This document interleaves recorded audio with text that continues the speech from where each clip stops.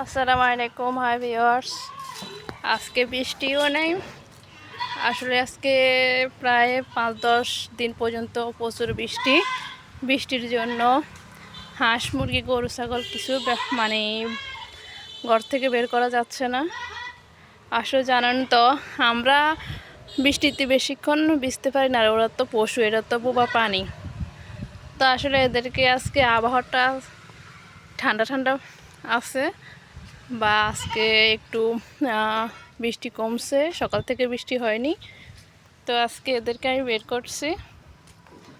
দেখুন, এখন ঘরের মধ্যে থাকতে থাকতে এখন ঘরে যাওয়ার জন্য তারা কি করে বুঝছেন তো। আমি এদেরকে এখানে বের করে দিয়ে রাখছি। হয়েছে আরেকটা কি করছে, মানে ঘরে যাওয়ার জন্য এখানে ফেঁসিয়ে তাকে কি করে একদম ফেঁসাই গেছে একদম।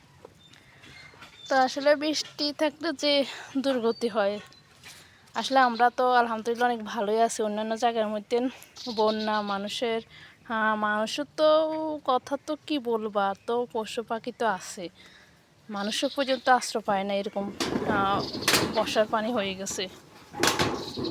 তো যাদের পশু পাখি আছে তারা অবশ্যই আপনারা তাদের একটু পরিচর্যা করবেন, তাদের যত্ন নেবেন।